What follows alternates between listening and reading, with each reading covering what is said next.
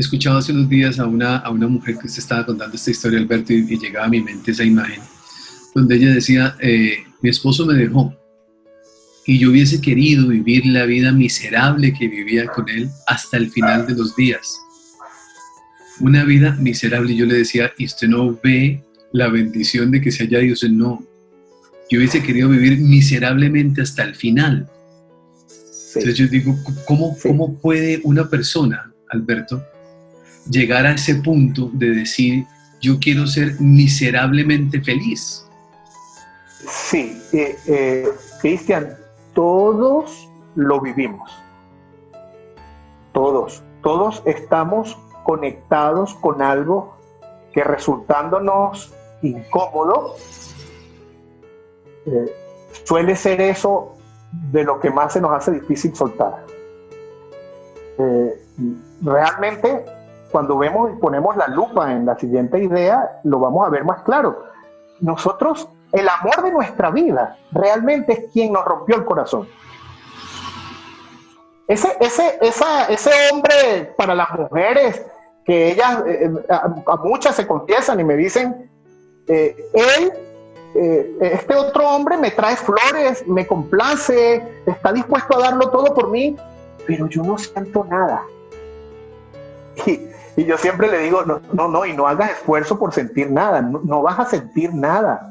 No puedes sentir nada porque ese código no te codifica. O sea, esa frecuencia no se corresponde a lo que en tu inconsciente es familiar. Lo que pasa es que la mente inconsciente no diferencia si las cosas duelen o no duelen. Ese no es el tema del inconsciente. El inconsciente se mueve simplemente porque lo que estoy viviendo se corresponde a lo que tengo registrado. Más nada. Y hago movimientos de compensación, pero él no está pensando en que eso va a doler o no va a doler. Entonces, cuando lo entendemos, nosotros decimos, espérate, yo siempre le digo a la gente, me voy a separar porque me está haciendo daño, y yo suelo decirle a la gente, ya, espérate un momento, no te vayas a retirar, porque todavía no has podido llegar. Aquí hay un helado que se llama Bati Bati, que en el fondo del Bati Bati hay una bola de chicle, que eso es lo más sabroso que hay. Y Sí. yo le digo, no te vayas a retirar porque no has llegado al chicle. Es decir, Claro, espérate, en el fondo está la sorpresa. claro, Pero si tiras el helado, claro. O sea, no ha entendido todavía por qué esa persona llegó a su vida y cuál es el mensaje que le trae. se... Y mira que cuando aparece el mensaje, y lo he visto muchas veces, esa mujer marchita, herida, se pone erguida y lo primero que se puede sentir es la capacidad que tiene para generarle agradecimiento a esa persona pese a lo difícil que fue lo vivido, Claro, porque empezó a darse cuenta, epa, yo no habría llegado a esta conciencia si no hubiese sido por la manera en que pasaron las cosas. cuando yo lo escucho, Claro, Alberto, yo Cristian. digo, llega a mi mente esto, ¿no? ¿Cómo vivir sin tener a alguien a quien echarle la culpa de mi sufrimiento? Porque es que lo que los seres humanos hacemos constantemente es eso, ¿no? O sea, tener alguien a quien señalar, alguien a quien cuestionar, alguien a quien echarle la carga de todo lo que yo estoy viviendo. Y cuando ese alguien, entre comillas, me dicen que no existe, ¿no? Y la persona reacciona, no, es que usted no sabe lo que yo he tenido que vivir.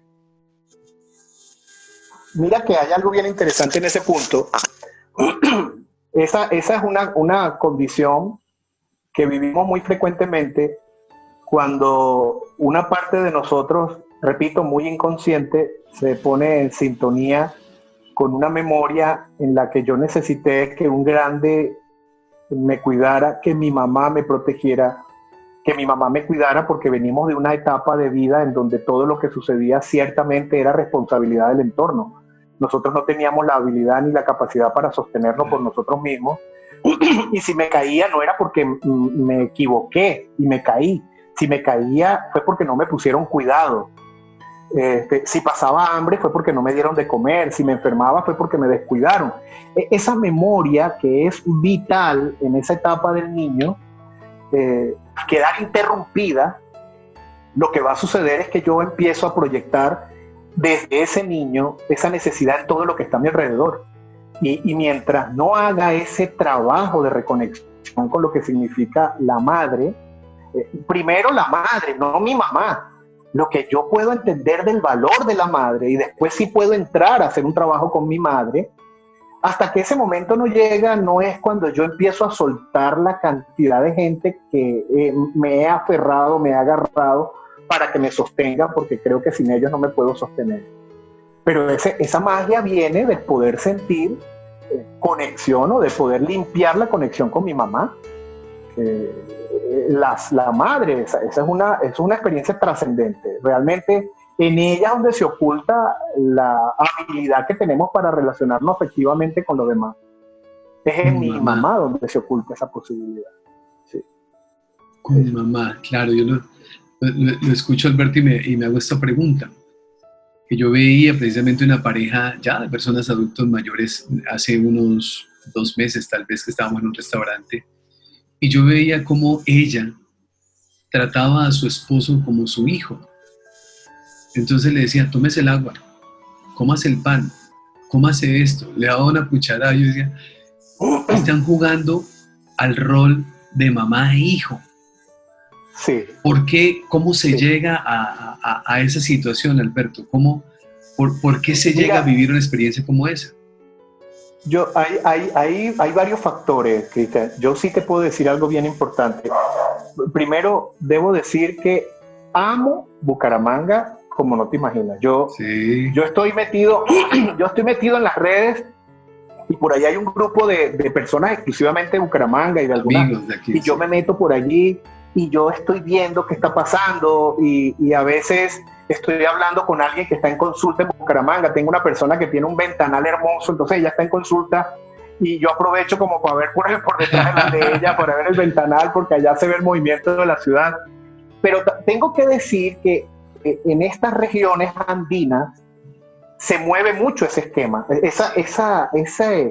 ese modo de relación se mueve mucho. Yo salgo a caminar en la mañana en Bucaramanga y veo a esas señoras que llevan de la mano a una anciana que es su mamá, y cuando me acerco así, uno puede escuchar el regaño que le está diciendo: mamá, se tomó la pastilla, la pasta, ve cómo es usted, mamá, usted tiene que... Y empieza ese litigio como quien le está hablando a alguien chiquito, y es que de alguna manera vivimos la sensación de que tenemos que devolverle a nuestros padres lo que nos dieron.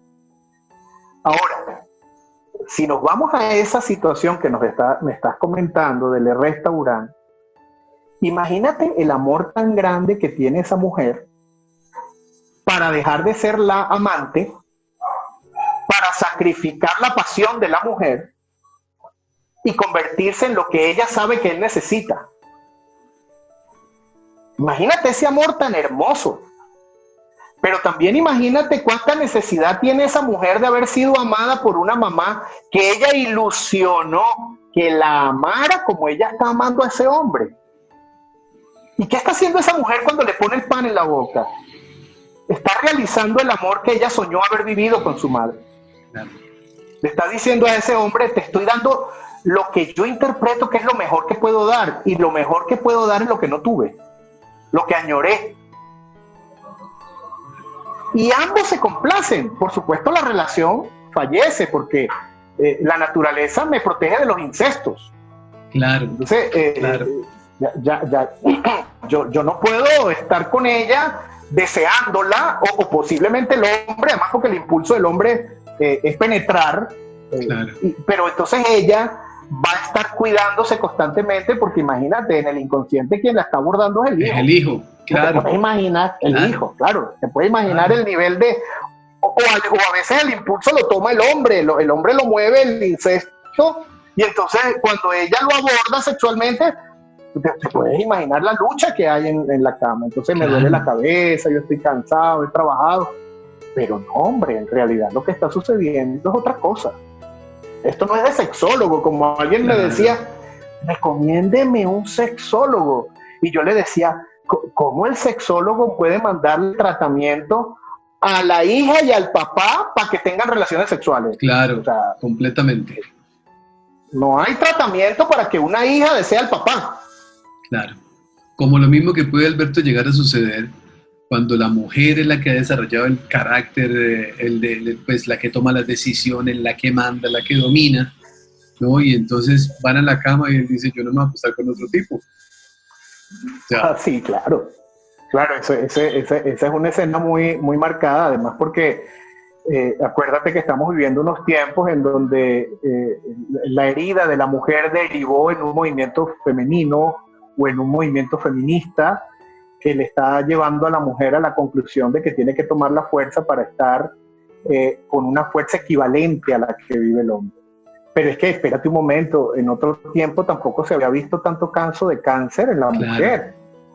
Pero claro, tiene que haber algo, porque es que fíjate una cosa, si la mujer se impulsa a la altura de la fuerza del hombre, tiene que vivir con la testosterona activa y mi cuerpo responde a la demanda que yo le estoy haciendo. Entonces, un desbalance hormonal de ese calibre, que está del tamaño de yo levanto la cara porque no me voy a dejar fregar de nadie, pues te puedes imaginar la necesidad que tiene ese cuerpo de empoderarse con la testosterona. Entonces se crean desbalances hormonales que sigue una corriente biológica, una corriente de hechos dentro del organismo que derivan en una afección en donde la mujer termina perdiendo los senos, donde hay que hacerle una esterectomía, es decir, justo lo que la caracteriza o lo que es su centro que la hace mujer, lo termina sacrificando porque la necesidad era ser fuerte.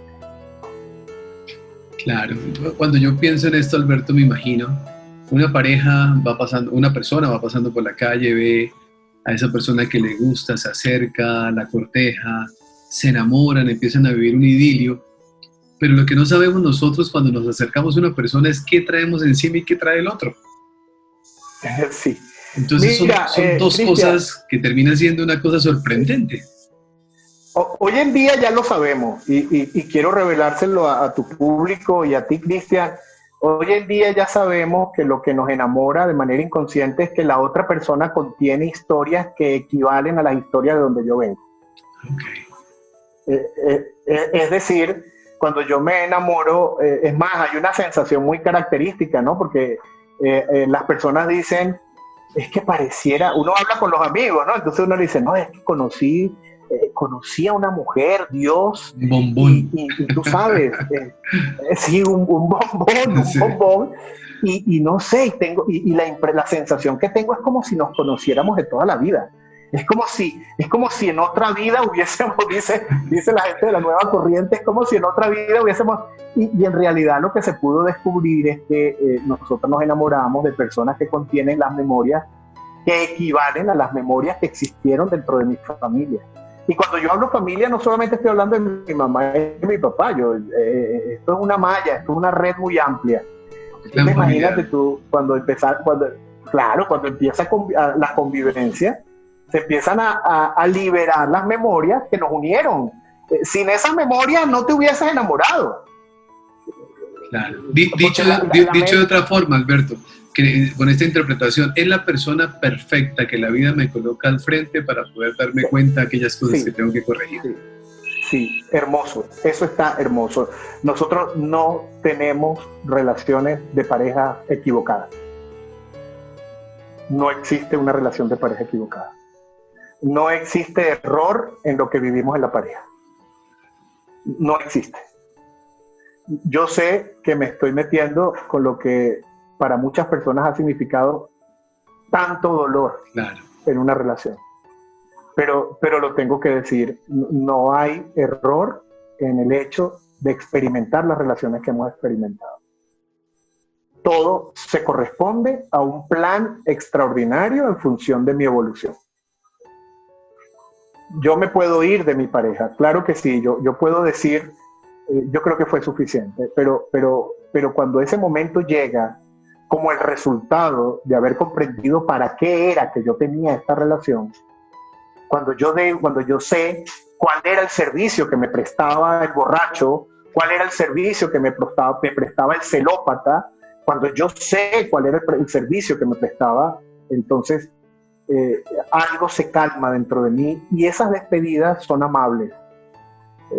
Pareciera que la vida se las arregla para que yo no me pueda despedir de alguien mientras no sepa para qué me sirvió. Porque mira que hay mucha gente llevando golpe, cerrado golpe, y todavía están en pánico de separarse. Sí. Y he visto cuando esa persona dice, claro, ya lo entendí, ahora lo puedo ver.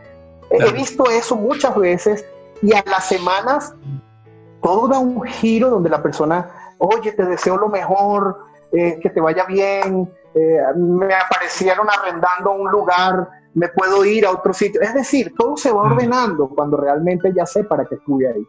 Claro, es cuando empezamos a entender que cuál era la lección, ya aprendí a resolver ese problema, ya no lo necesito más como maestro. Ahora vendrá seguramente otro maestro con otra lección diferente. Sí, porque siempre lo va a haber. Salgamos del sueño infantil, el sueño aquel de la cartica del niño Jesús que hicimos de pequeños, salgamos de ese sueño infantil de que la pareja ideal existe. No. Cuando exista esa pareja que tenemos dibujada en nuestra mente, lo que va a suceder es que la especie se degrada. Es decir, pierde fuerza la permanencia en la vida. Nosotros necesitamos quien nos ayude a vernos para desarrollar músculo, para que se me activen habilidades, para que yo pueda saber para qué sirve el don, por ejemplo, de la paciencia o de la interpretación, claro, o de la calma. Hay muchas cosas que nos está ayudando esta situación. Me retrocedo en la pregunta. Después de conocer todo esto, Alberto, las personas que nos están viendo, que nos están escuchando, que dicen, venga, yo tengo una relación de pareja, quiero ser feliz con mi pareja, ese ha sido mi anhelo, pero no lo logro, no logro comprender esta situación que estoy viviendo, sin embargo estoy en etapa de sufrimiento. Lo que yo trato de decir, Alberto, es, el anhelo de ser feliz es de todos los seres humanos, yo no conozco uno que quiera ser infeliz. Sin embargo, no comprendemos aún ese lenguaje, ese nivel de comunicación que hay de un ser humano a otro, donde a través de esos momentos de dificultades que nosotros podemos extraer esa necesidad o suplir esa necesidad que yo estoy teniendo. ¿Cómo puedo yo, en un conflicto de pareja, entender este concepto que estamos hablando, Alberto? ¿Cómo puedo sacarle provecho a eso? Una persona dice que tengo una vida en conflicto, pero yo quiero solucionarlo. ¿Qué puedo hacer? Muy, muy suavecito, porque es que este punto es muy... Yo diría que a pesar de ser el primer punto que necesitamos tomar en cuenta en esos casos, cuando estoy viviendo esa crisis, a pesar de que es el primer paso, podría ser de los pasos más difíciles por desarrollar, y es con mucha suavidad comenzar a considerar dónde se encuentra la responsabilidad que yo tengo para vivir lo que vivo. Quien logró dar ese paso se aproximó a la trascendencia, se aproximó a la posibilidad de resolver la situación. No olvidemos que quien se queda como víctima no crece. Las víctimas no crecen. Las víctimas solo quieren que les lleguen las cosas sin entender de dónde ni qué esfuerzo tuvieron que hacer. Porque yo le coloco este ejemplo. Decirlo. Le coloco este ejemplo, sí, Alberto, para que usted pueda explicarlo. La persona que viene y le dice, Alberto, lo que pasa es que yo sufro. ¿Y por qué está sufriendo? Porque tengo una pareja que me ha sido infiel 3, 5, 8, 10 veces y me sigue siendo infiel y yo estoy sufriendo. ¿Cómo hago para que él cambie? No tienes que hacer nada para que el otro deje de hacerlo. Ajá. No. Es una trampa lo que si vamos a jugar que eres tú esa persona. Sí. Entonces yo te tengo que decir, estás metido en la trampa de que la otra persona se parezca a lo que tú necesitas porque no tienes el valor de trabajar el miedo al abandono. Eso, así es. El otro te está ayudando a que salga a la luz el pánico que tienes a hacer la vida por ti. Y ese es un servicio que te está prestando la infidelidad. La infidelidad te está llevando a la posibilidad de que tú puedas descubrir de qué estás hecha o de qué estás hecho. Claro. Entonces, a la gente se le hace más fácil mirar hacia donde no está la herida. Claro. Si tú metes al otro duro, como me ha pasado, que el otro entra al consultorio y se sienta obligado. Claro. Además, porque, mira, a veces entra obligado porque él sabe que si se separa, ya le va a quitar el carro. O sea, claro, ese tipo de situaciones lo llevan a él a sentarse en la consulta. Bueno, ¿qué hay que hacer? Entonces, claro. a veces cuando yo veo ese escenario, el hombre, la pregunta es, ¿cuál es tu caso? Le digo yo. Y el hombre dice, ninguno. O sea, en ese hombre generalmente no hay nada que resolver. Está bien. Yo estoy bien. Sí. Sí, yo estoy bien. Claro, cierta incomodidad, eso depende del grado de conciencia o de la manera en que la persona esté viviendo su proceso interno. Pero, oye, ¿cómo no va a ser cómodo que yo tenga en mi esposa a mi mamá y en la que está en la calle tenga la pasión que con mi mamá no se puede vivir? O sea, por favor, que alguien me diga que eso está mal. La mujer, si se empeña en ser la madre, pues tiene que saber que su hijo va a necesitar novia cuando cumpla 15 años. Un buen concepto, claro. Y esa es más o menos la etapa después de los 10 años juntos, después de los 12 años juntos. Es como si en el inconsciente estuviese regida esa etapa. Entonces ya el hombre empieza a sentir la necesidad de moverse hacia afuera. Bueno, hoy en día realmente, como me decía alguien ayer, en estos días me decía, nosotros nos casamos y el día de la luna de miel en el hotel, en la discoteca del hotel, él estaba viendo a una mujer. Entonces, claro que tiene que ver a la mujer, porque es que tú estás viendo lo que él está haciendo que no es lo correcto, pero todavía no te has dado cuenta que te llevó a unirte con el infiel en potencia. Cuando tú lo descubras, pierde efecto. Es como cuando estamos ante el mago y le descubrimos el truco.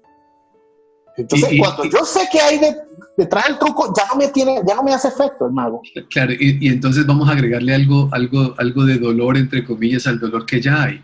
Y es atreverme a decirle gracias a aquel que me está haciendo sufrir, entre comillas. Ese es un trabajo. Y yo te voy a decir una cosa, Cristian. Aun cuando no lleguen a la experiencia de hacerlo, el solo hecho de sentirlo libera a esas niñas que nacieron de ese vientre. Es más, te puedo decir algo con toda certeza.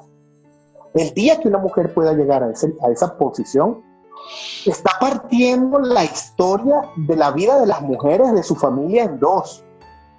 Está generando una nueva generación, una nueva raza de mujeres que vienen libres de la necesidad de seguir reproduciendo hombres maltratadores, porque ya mi mamá se ocupó, mi abuela se ocupó de resolver y darle un buen lugar a su historia. ¿Por qué un buen lugar? Porque la utilizó para crecer, la utilizó para transformarse.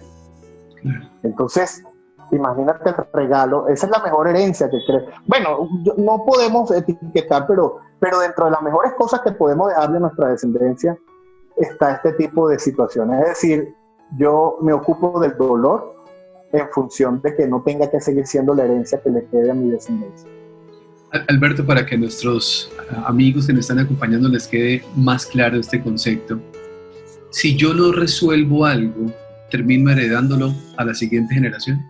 Ejemplo, lo que estamos hablando de ya me casé, fue con mi mamá, tengo una relación con mi mamá, sin embargo mantuve esa relación durante mucho tiempo, porque si me separo tengo un conflicto económico, social, entonces lo mantengo. ¿Eso puede generar una afectación en la siguiente generación? Mira, esto está muy interesante, Cristian, porque algunos de mis colegas han difundido la idea de que si eso sucedió en la familia, va a suceder en la generación siguiente. Realmente, el que en la familia hayan sucedido ese tipo de situaciones no es indicador de que la generación siguiente vaya a vivir la misma historia. Lo que hace que la historia se repita es que quienes han vivido la historia no hayan podido hacer algo bueno con esa historia, no hayan podido convertir esa historia en un recurso valioso para la vida.